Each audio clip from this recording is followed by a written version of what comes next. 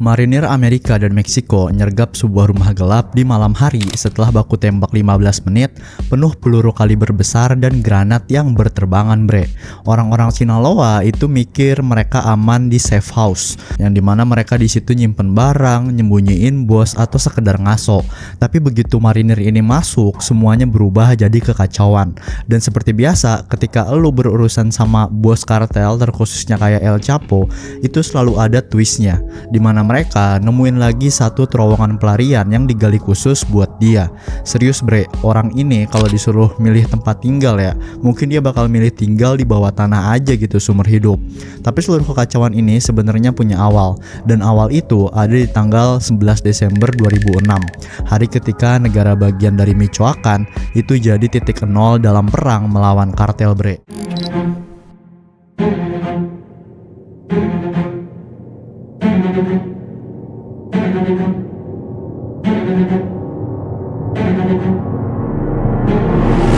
Pemerintah federal, tentara, polisi, semuanya digabung jadi satu operasi besar yang waktu itu kelihatannya heroik banget. Mereka ngancurin ratusan hektar ladang ganja, nangkep puluhan orang, dan nyita senjata, kendaraan, bahkan sampai yacht-yachtnya yang dipakai para narko ini buat ala-ala gaya hidup raja gitu.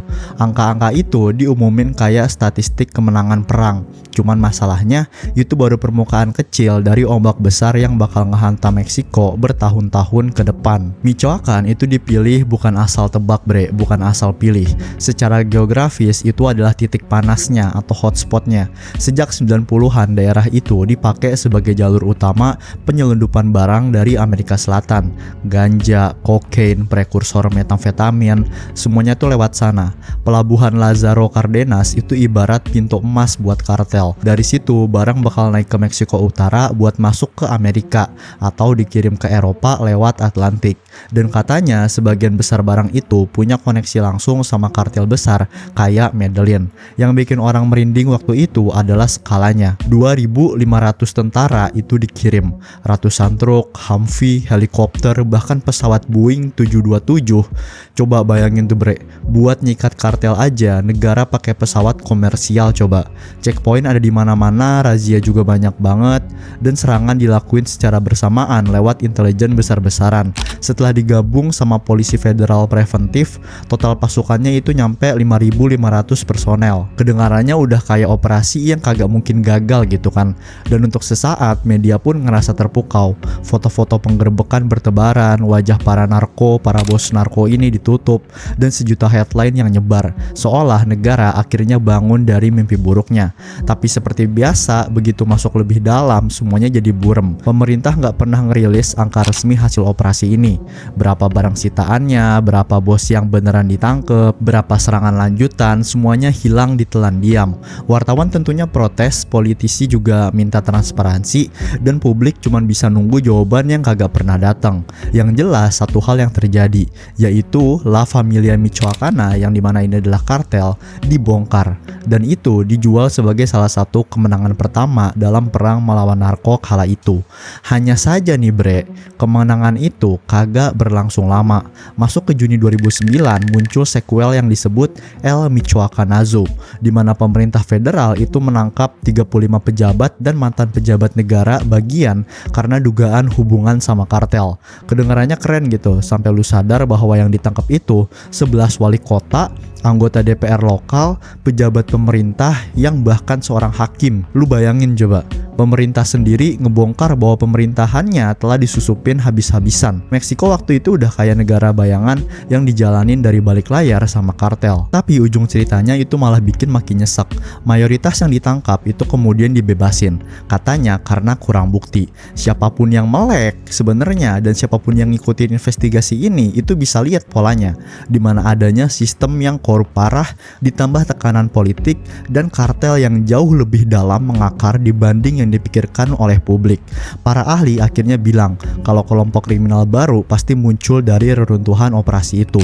Dan bener aja, keluarlah Knight Templars yang lahir dari sisa-sisa La Familia Michoacana tadi.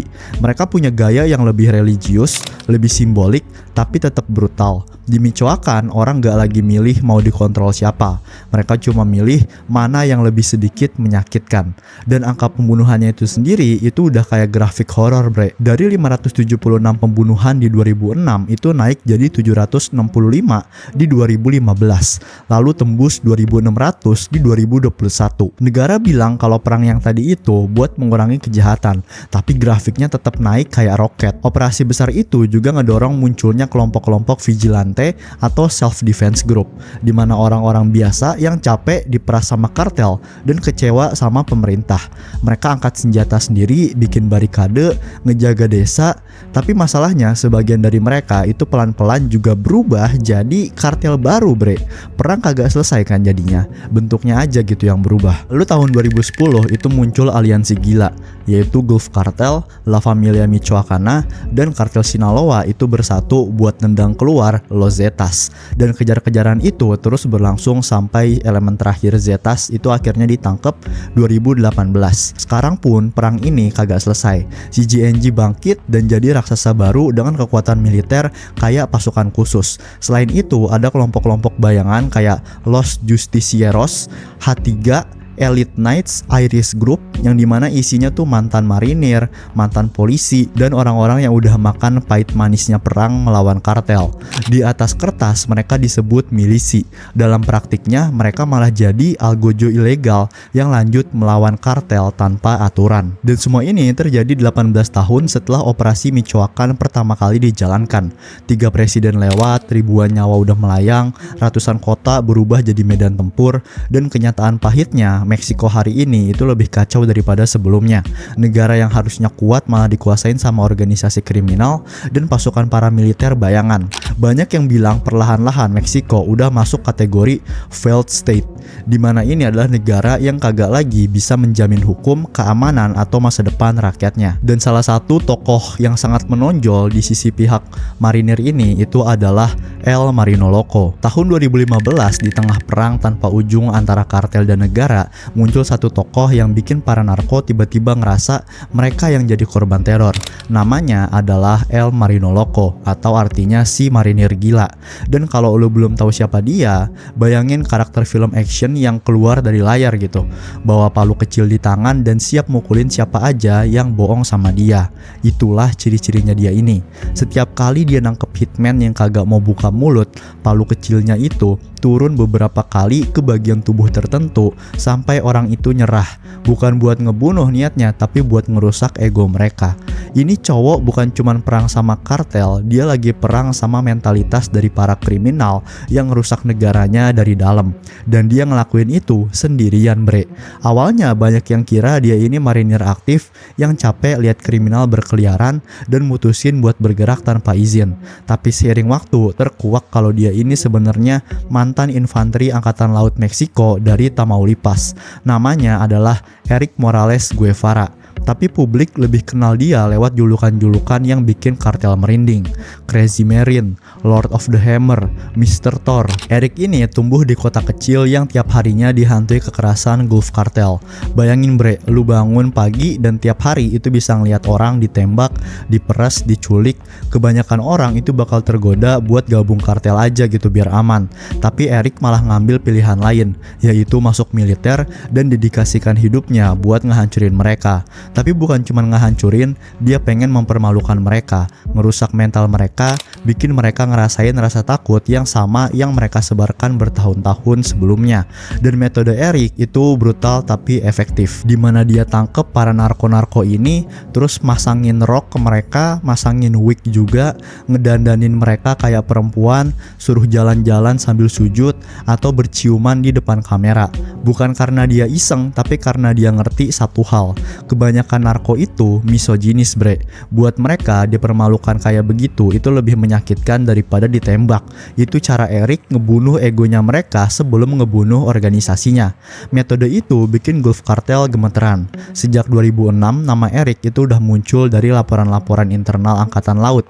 Banyak pejabat yang bingung karena hasil operasi tertentu itu kagak masuk akal, dimana penangkapannya rapih, barang sitaannya juga banyak, tapi metode yang dipakai itu sadis. Dan ternyata itu ulah Eric dan tim kecilnya. Senjatanya disita, orangnya ditangkap, operasi kartel dibantai habis-habisan. Semuanya dilakukan dengan pola yang sama. Masuk ke 2015, Eric dapat target besar, yaitu Komandante Toro, salah satu bos Gulf Cartel paling brutal di Tamaulipas. Ketika Eric berhasil nyeret Toro keluar dari wilayahnya, statusnya langsung naik.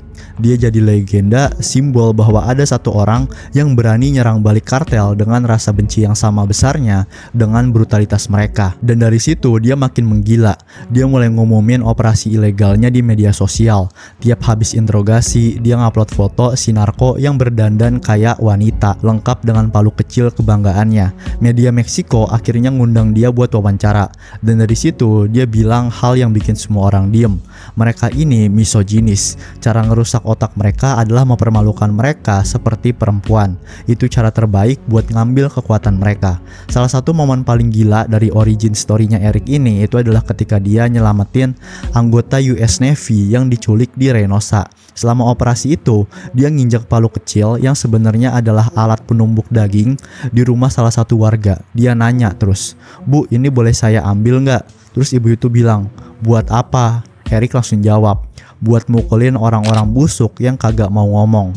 Dan si ibu bilang, "Ambil, hancurin aja mereka." Dan dari situ lahirlah Thor dari Tamaulipas. Setiap operasi berikutnya makin gila. April 2017 dia masuk ke rumah Silvestre Haro Rodriguez alias El Chife, yang dimana dia ini adalah bos Gulf Cartel di Tampico. Dia nggak cuma nangkep orangnya, dia ngambil ibu ayahnya dari El Chife, ngehancurin fotonya, terus ninggalin pesan, "Abu ini punya gua." Itu penghinaan yang bahkan kartel pun susah cerna. Harga diri mereka udah dihancurin dari akar sama si El Marino Loco ini. Dan dia kagak berhenti, dia nargetin juga bos lain yaitu El Gringo dan beberapa plaza bos lain. Di tiap operasi dia selalu bilang di video pembukanya, "Gua kagak bawa tahanan, lu udah tahu cara kerja gua. Ayo kita mulai." Pada akhirnya keberanian luar biasa itu bikin dia diburu. Ada rumor dia ini ditendang keluar Navy karena operasi ilegalnya. Ada yang bilang dia keluar sendiri karena kesal dengan korupsi internal. Ada yang bilang dia bikin kelompok anti kartel bayangan yang terus operasi dalam gelap. Dan bukti kecil tentang itu muncul dari Michoacan. Ada laporan-laporan narko yang ditangkap sambil pakai pakaian dalam perempuan. Tanda tangan dari Ericnya ini sendiri, pokoknya khas gitu kan. Tanda yang cuman mungkin terulang kalau dia masih jalan dan masih menghantui mimpi buruk para kartel bos.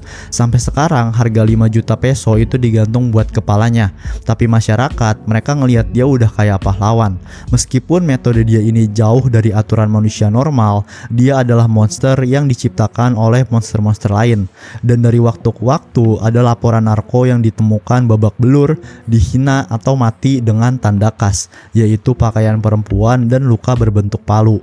Kalau itu bukan tanda bahwa El Marino Loco ini masih berkeliaran di bayang-bayang Meksiko, gua nggak tahu lagi apa yang bisa gua jelasin. Tanggal 8 Januari 2016, Meksiko sempat berhenti bernafas selama beberapa detik ketika Presiden Enrique Pena Nieto itu nge-tweet satu kalimat yang langsung nyebar ke seluruh dunia. El Chapo ditangkap lagi. Untuk ketiga kalinya, Operasi Cisne Negro atau Black Swan itu berhasil. Dan di balik momen itu, marinir Meksiko berdiri sebagai bayangan yang akhirnya menjatuhkan raksasa yang selama puluhan tahun jadi hantu paling ditakutin di Amerika Latin. Tapi kemenangan ini bukan terjadinya tuh dalam satu malam. Semuanya berawal lebih dari setengah tahun sebelumnya. 12 Juli 2015 ketika para komandan di Special Operation Unit itu dipanggil mendadak, ada kabar buruk, yaitu Joaquin Guzman Loera, sang legenda, baru aja hilang dari penjara Altiplano. Bukan lari, bukan kabur, hilang. Udah kayak bayangan yang menguap lewat terowongan yang kagak seharusnya ada. Dan sejak itu dimulailah perbuatan paling intens dalam sejarah modern Meksiko. Selama 179 hari, tim gabungan Amerika Serikat dan Meksiko bergerak udah kayak hantu, di mana mereka nyisir gunung-gunung, masuk kota, nyamar di desa, nongkrong di rumah penduduk, ngendap-ngendap di gudang, dan ranco yang tersembunyi. Dari langit, drone-nya ini ngejaga. Dari darat, marinir bergerak pelan tapi pasti. Tapi El Chapo selalu hilang tepat sebelum mereka tiba. seolah dia punya indera keenam yang selalu ngasih tahu kapan harus kabur.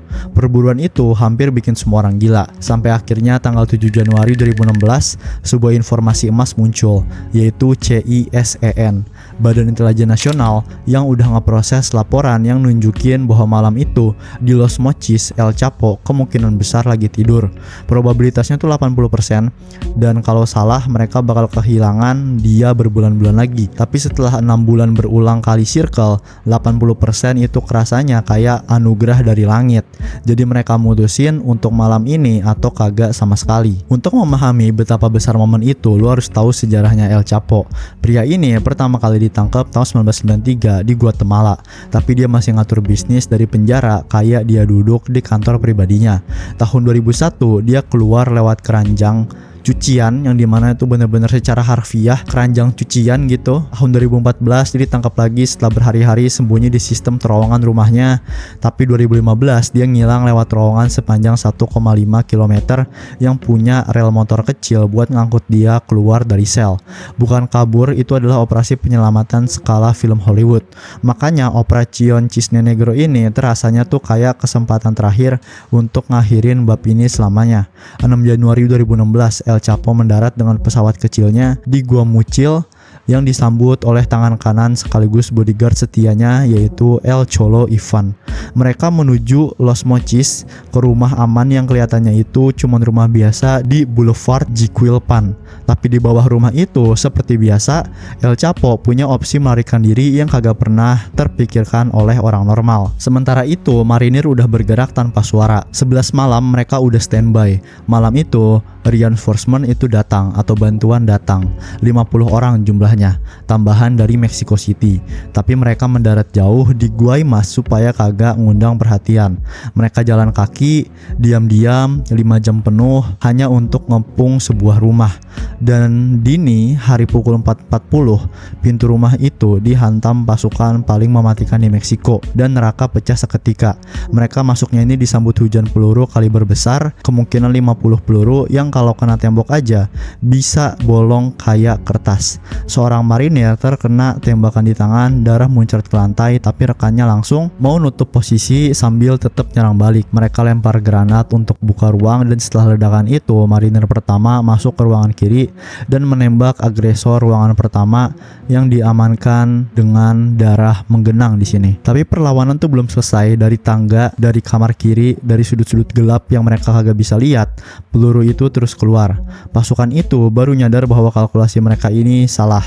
Seharusnya 5 pengawat, tapi ternyata ada lebih dari solution. Semuanya dipersenjatai kayak pasukan paramiliter. 3 Barrett .50, 2 RPG, granat, AK-47, AR-15. Itu bukan tim pengawal biasa, ini udah jadi benteng manusia, bre. Saat baku tembak panjang, mereka tuh mulai nginspeksi dinding. Ketika mereka ketuk kaca besar dengan pelat baja di belakangnya, mereka sadar ada sesuatu yang disembunyikan. Mereka cungkil, dorong, dan menemukan mekanisme tersembunyinya, kayak tuas bagasi mobil yang membuka pintu ke terowongan rahasia.